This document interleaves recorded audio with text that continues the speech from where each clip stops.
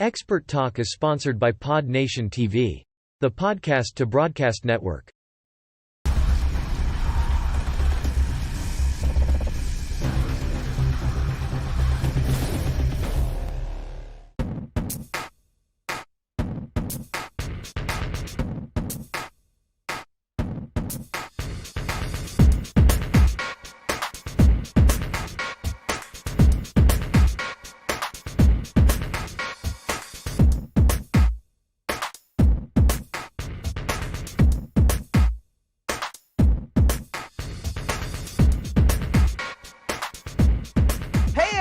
Welcome to the show. You know where you are. Expert Talk with me, Tigo. And today we're going to fix something. You know, we had some technical issues. The internet was going in and out. We were kind of going, what? And I think it's because he's a fan of the wrong sport team, but I'm not going to get into that. I gave him enough hard time before. As you can see, Darius is here.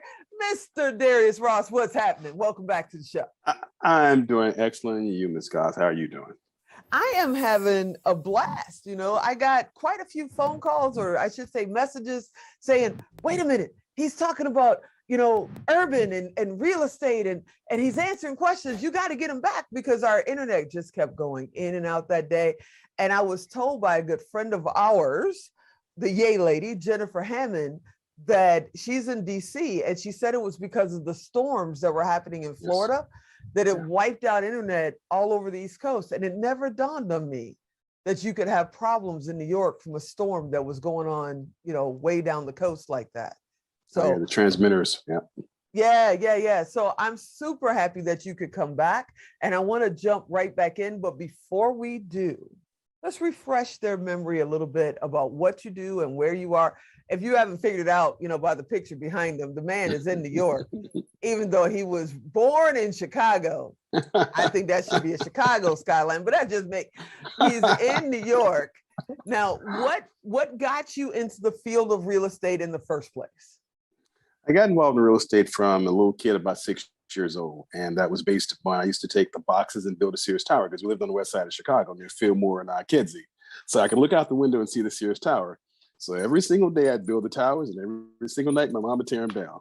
So it was like on and on and on. So I either knew I wanted to be an architect or I was going to be some kind of junk guy because it's like I love the Sears Tower. So that was my fascination with it.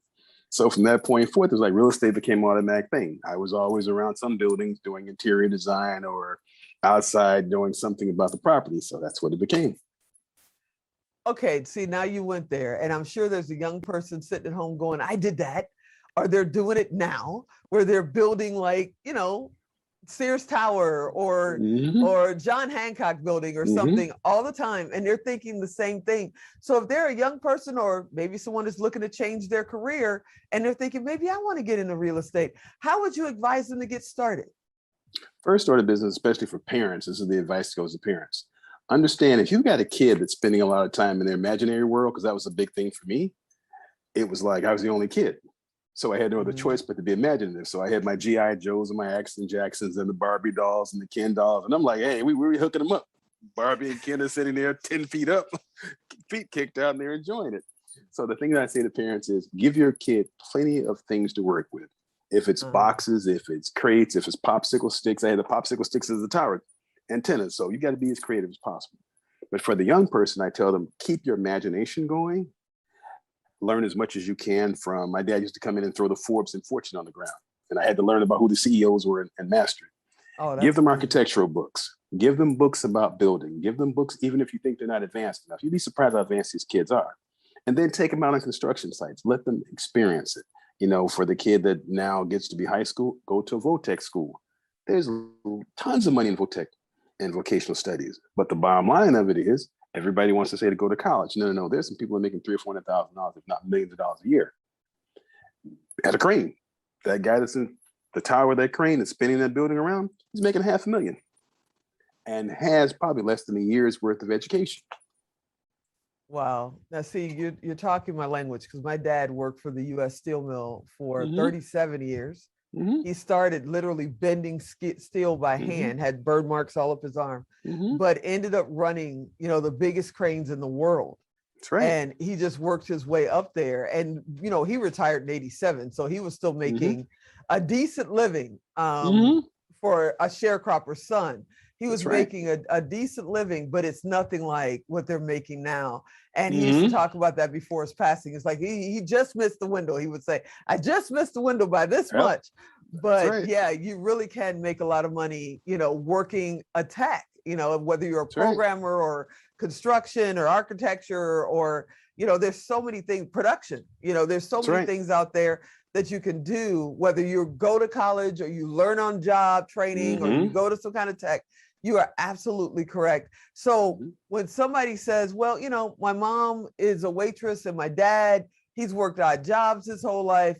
I don't come from those backgrounds. I don't have people that are working their own business or in real estate or whatever. I don't think it's for me because I don't have anybody in my support group. What would you tell them? I tell them right off the bat, my dad worked as a machine operator, worked his way up, like you said about your father, to being Mm-hmm. the plant manager and the superintendent of a plant facility that was making paper at the times. It's now James Rivers, but that's what he did. My mom worked in the cafeteria. But at the end of the day, the issue of the hour is that don't think that just because you come from terrible backgrounds, as we want to call it, or less than, or because you were Mm-hmm. struggling. The bottom line of it is your determination. There's always somebody out there that will It open the is. door for you. And, I had a list of people from the nuns to, there was Sister Alvera, there was Mike Flager, the pastor of the church. There was always somebody that was there that was like, listen, you got some insight, it's on. But you got to seek out those people and not be afraid to turn around and show your talent and that talent be shown in the game. You can't do that. Yeah, I totally agree. I totally agree.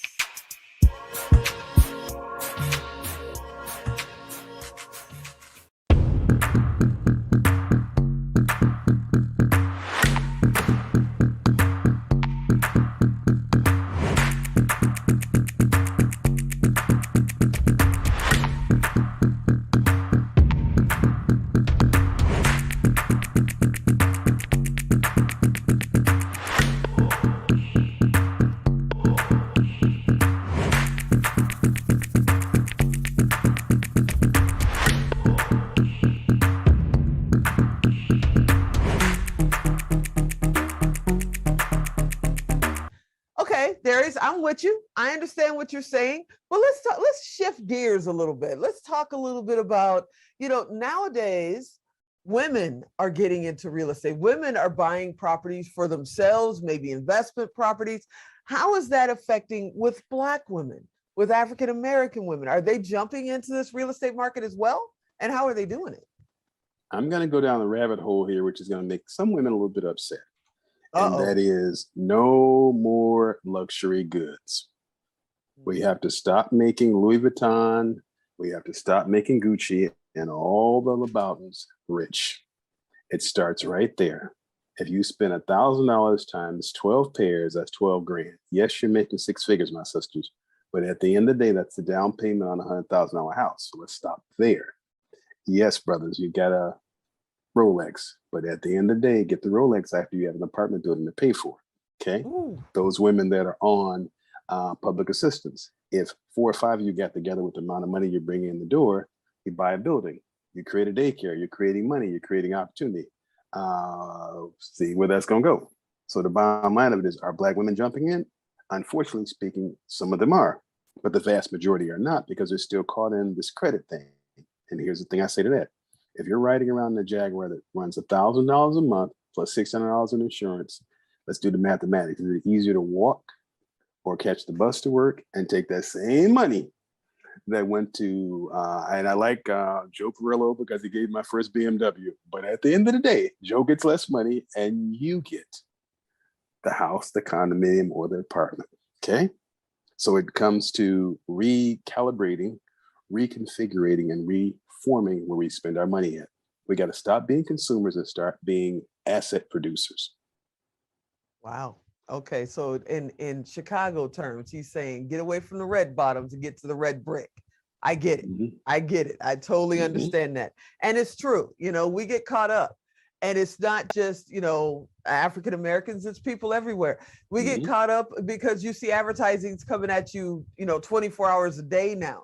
You can't turn on your phone or go online or even turn your television on without, FOMO happening. You're afraid of missing out, and you're running out buying the latest designer cars or clothes or whatever, because that's trending. But the minute, you buy a car off the lot, the value, the minute you put a tag on it and drive it around the corner, if you try to go back and sell it back to the dealership, they're going to drop it by 20% or more. And all you did was drive it around the block, So I totally agree with you. And, being somebody that's 57 years old, the things I'm learning in my 50s, if I had somebody around, or if I had done the research myself in my 30s, I'd be so much further down the road. And people believe that you have to, they watch those shows on Bravo and other networks, that you have to have millions before you can even buy your first home or make an investment or anything like that, because that's the image they project on the screen. And that's not the case, correct? That's correct. Because here's a trick to that. What people aren't looking at on there is Kim Kardashian created a tape that created $1 billion enterprise. Now, if you can leverage that kind of thing, then wonderful. But they're getting paid per episode $250,000. And everything they get, which people don't understand, is being comped. Operative word, comped. They're not buying the luxury items because they want to be seen at various festivals and events. They're able to get free stuff. Yep. If you're not getting it free, then don't buy it until you have the financial resources to buy it, which translates into the following. If your net worth and your asset base is not 6 to 7 figures and cash liquid, I'm gonna repeat that, cash liquid means you can go out there and you can touch it, then don't buy it. Very simple. Ooh, okay. Now I'm gonna change gears again. We're gonna take the left ramp now. It's 2021 right now, and I realize y'all may be watching this in 2035 or heck 2055, but right now it's 2021, and this rental crisis is no joke. So what advice do you have for people that are just trying to survive what's going on in the rental markets right now? You got a situation right now where if you've been out of the rental game as far as paying rent for the last 24 months, there's two situations there. You haven't paid in 24 months and you were making payments every single month of $1,000 to $2,000 to $3,000 a month. How much money should you have saved? Plus Mr. Biden's special. So that means that some people are sitting around and have gotten themselves about $100,000. You should be able to buy yourself a house now. I'm about to put this. Who gives a shit about not paying the landlord? You should be able to go out and buy the house now in cash because you saved all that money. So what I'm saying is now it's time to do Monday night quarterbacking. If you have not saved that money up and you are now spending, it is now time to consider the fact that all the landlords are going to be on what we call the We House system. You can't go to Phoenix and think you're going to avoid paying rent because the guy in Phoenix is actually owning the property from New York. So now you have the same New York company that owns a property in Phoenix, because what's happening is now the real estate industry is being cannibalized. So you have the same companies owning the same properties throughout America. You can't run, ladies and gentlemen. So you better start making agreements to pay them or negotiate to pay them, or buy the house with the money that you saved. Because you should have saved a lot of money. Most did not save. Most, I was cracking up about a year ago, and it was like the first or second stimulus check came out, and I saw a video clip. I think they were in LA, guy on a bicycle with a 50-inch television strapped to his back that he just bought. And I'm like, are you serious right now? It was very interesting. So yeah, I totally agree. It's about to get ugly. And I don't know what people were thinking, that it has to end at some point, whether COVID ends or not, because I think we're going to be stuck with COVID like the flu. But whether COVID ends or not, this whole, mandates and all this stuff has to come to an end at some point, because the numbers are going to say, you need to be out. We need to be doing what we got to do, and we got to keep moving forward, or we're just going to stop and die. And that's not going to happen.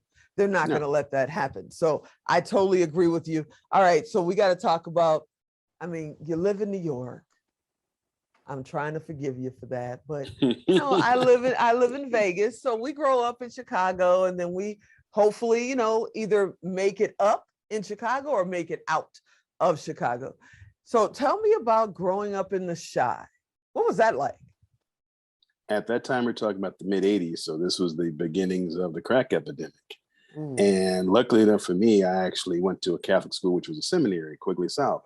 And with that being said, we had a lot of things that were positive, but you still had to come back to the neighborhood, which was a negative. And depending on whether you were in what is considered GD, which is Gangster Disciples, or BD, Black Gangster Disciples, and or the Stones, or whatever the case may be, you're crossing multiple territories, which at the end of the day, you got to figure out what you're wearing, how you're wearing it, and so forth. So having seen and experienced a lot of people, and I would say probably close to 100 plus of my young friends die, you can't appreciate death until, it's like PTSD. It's like I had that when I was 16 because you saw so many people dying. I mean, that was real. But at the end of the day, I think the big thing was that having parents that were very forceful and what you couldn't do, because I was around all the influences. What was the difference was the teachers that made the difference, the parents that made a difference, and even the neighbors. We still had the neighbors that believed in the principle of if you get caught, everybody gonna hear about it. So you just didn't want to get caught. But it was a time of a trying time. You just knew right from wrong. And there were still parents that were at home. Shortly thereafter, we went through the process of the early 90s where, a lot of parents were incarcerated because of the drug trade. Wow. So what about now? What about now? I look at my grandsons, especially my 15-year-old. I always say he's 15 going on 30. What about now, growing up in the inner city? What would be your advice on, how to survive day to day in this environment today in 2021? You've got to talk to these kids and you've got to be real about it. As a woman, if you're in a lot of cases, what's happening, they're raising young men by themselves. You have to be real and you have to be what I would call a kick-ass mama. You got to go around that house and make sure everybody understands mama don't take no stuff, period. Isaiah Thomas' mom said it best. You got to be that kind of mom. No nonsense. You call it the tiger mom, whatever you want to call it. Be prepared to put your foot in your son's butt and be able to understand. Too. That's right. Well, I'm going to get to them in a second. Okay. But it's the boys first because they're the one creating the violence. It's not the girls that are creating violence. We don't have a bunch of gang girls. We have a lot of gang guys. Girls just follow behind. But as far as the girls are concerned, just being able to have a situation where that young lady understands that she does not have to sacrifice herself because she's just the property of somebody. Being able to have self-esteem, appreciation for who she is, being able to understand what school is all about, and more importantly speaking, there is life out of the ghetto. If we got to call it what it is, that's what it's become. You've had places when they're calling it Chirac, more bodies that have died there, 10,000 in the last 10 years, 20 years, based upon the urban violence. And that's all based upon the fact that nobody cares to realize these kids are hurting. And they're angry because they have nothing else to do. We had CETA, JTPA, we had all kind of job training programs. We had things that were going on. Skating rinks, I remember screaming wheels and all those kind of things. We don't have that anymore. We used to hang outside to buy those days. Right? That's right. Even the restaurants, there was Mr. Ricky's, there was Chick Rick's and all these places. We had places that were cool. These kids have no place to go, so they're volatile. Expert Talk is sponsored by Pod Nation TV, the podcast to broadcast network.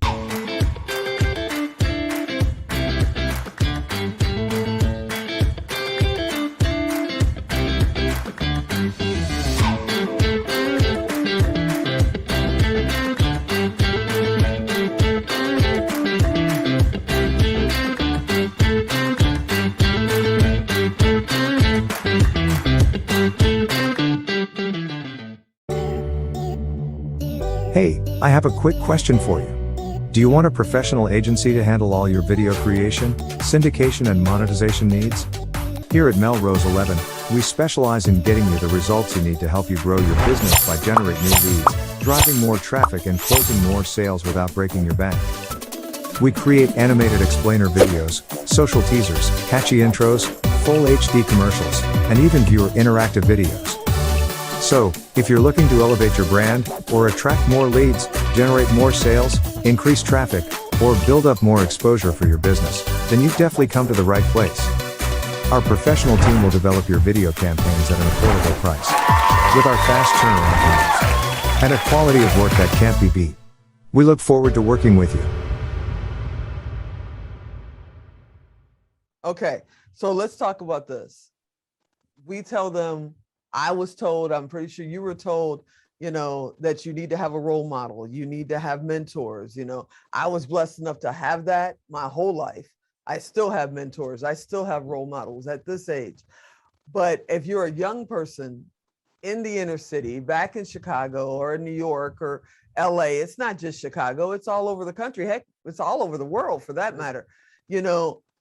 What would you tell them? How do they find a role model? How do they even know what a role model is and find a mentor?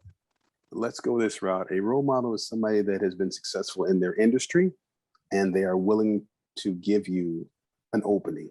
Okay. Doesn't mean that they necessarily are going to pave the way, but they're willing to give you an opening.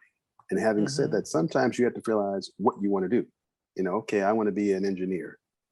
Well, take the time out to go into the library, which is what these kids don't really understand now. They Google everything. Well, Right. Okay, Google them. Google the number of engineers that work at certain companies in an area that you can get to. And go and send an email, because this is what they do, send an email and go and talk to this guy. Or make a list of 10 people and go and talk to them. Find a local CEO and go and talk to him. You'd be surprised how it's like the ego thing. I know how I feel. I'm infatuated or enthralled when somebody says, listen, can I be you? Okay, let me tell you how this works. So you have to reach out. A lot of times I don't even know you exist. So until you reach out to me, I don't even know you're there. Right. But that's a big thing, being able to realize that you've got to go and seek out those mentors. Sometimes in school back in the day, the teachers sought you out. They'd give you special programs and special opportunities. Well, a lot of that's gone now. So now as a young person, you've got to find them. I'm sorry, you got to get out there and get them. Sometimes it might be that post office postal worker there that you happen to see, like, I want to be a postal worker. Okay, fine. It might be the cop that you see that is the lieutenant. And I know how young people now have an issue with the police.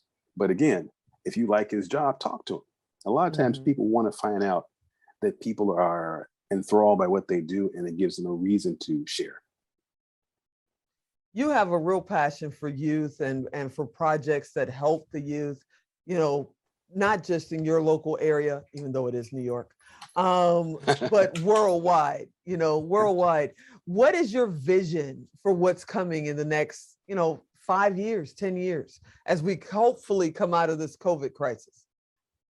I see we're going to have a huge problem with young people, particularly speaking like we're starting to see it in Africa and Nigeria and India and so forth. So we're going to have to create programs that we're looking at now, this alpha generation that's just being born, 2013 and on. And these kids need something from a governmental basis as well as a private industry for programs to help them, achieve things. So one of the things I'm doing is creating my 716 Scholar program. It's based upon my birthday, July 16th. But within that, to provide young people a way in starting next year into the construction and real estate industry and just train them as to how to be entrepreneurs, how to actually understand the business and be creative. But those are the kind of programs that are going to have to happen. Philanthropists are going to have to start looking at getting in there and getting involved, because we're only going to look at a world that's going to be half and half of older people over 50 and the other half between 18 and 35. And that's a lot of testosterone, a lot of estrogen, and a lot of energy going no place. So we got to start fixing it before it gets out of hand. Wow. I know I got to let you get out of here and get you out of the hot seat, but I'm having a great time just learning and listening. But I've got to ask you about Section 8. I've got family members that have had Section 8. I've known people throughout the years that have had Section 8, but I've never looked at it from the real estate side of Section 8. Do you plan that? I mean, as a real estate investor, do you go, okay, this house or this building, these apartments, I'm going to convert those to Section 8? How does all that work? Okay, case in point is that if you're looking at a Section 8 property, okay, here's the situation with that whole project. They've closed the listings now, but there's still Section 8 certificates that are out there. So the ability to be able to get those are basically either through the county or through the local establishment there, local governments there. Okay. And a lot of that is based upon the fact of how that project is planned and laid out. So for example, if you want to take a house and turn it to Section 8, relatively easy. You're just contacting the local DSS and saying that I'm looking for people that have that certificate and I want to put them in there. But here's the problem. You've got to make sure that property is up to snuff. Everything has to be right. Ladies and gentlemen, no slumlordism. You can't just say, okay, I got this property and you half-assed it. You can't do that. Make everything and exact and make it all work. Very important. And with that in mind, that's the problem that's very key. Now, within that, you're guaranteed that money every single month. You know, you got a month or two lag time, basically. But after that, flows through consistently. But the biggest thing of it is for landlords is understand that you're dealing with the government authority. So they want to make sure everything is on point. You got to make sure the roof, the plumbing, the heating, the electrical, and especially the electrical and the heating has to pass code because they've got kids. You know, and you have to be able to maintain that property on a consistent basis. Every single year, make sure that property meets the snuff. Everything's got to be right. No, I appreciate that. And I know we've kind of just touched on a little bit here and a little bit there. And I would love for you to come back and maybe we can just dig in on, you know, just the youth project, or come and talk about Section 8, or, you know, maybe come and talk about growing up in Chi-Town, even though you moved. I moved too, so I can just give you a hard time. But I know there's so much more. We did the 50,000 foot view of what you do and what your specialty is. And I know there's a lot of people out there that would love to understand just how this business of real estate works, because for a long time, it was the great secret. You know, you knew Mr. Johnson did real estate, but you didn't know how he did it. You know, you knew Miss Smith inherited real estate, but you didn't know how her father or her mother purchased that real estate in the first place. So having you come on every once in a while will be awesome if you're open to it, and we could just dig into a subject. What do you think? Absolutely. Absolutely. I appreciate it. No problem.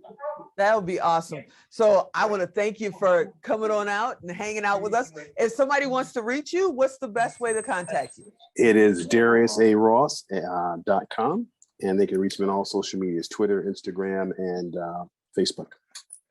All right, everybody. He said you can reach out to him at DariusARoss.com. Reach out to this young man and talk to him about your real estate dreams, your dream of being an entrepreneur, period. He's a pretty cool dude, even though he's not a Bears fan. We'll live with that. I hope you enjoyed this episode. I hope you'll watch next time. And as always, I'm Tigo. I'll talk to you next time.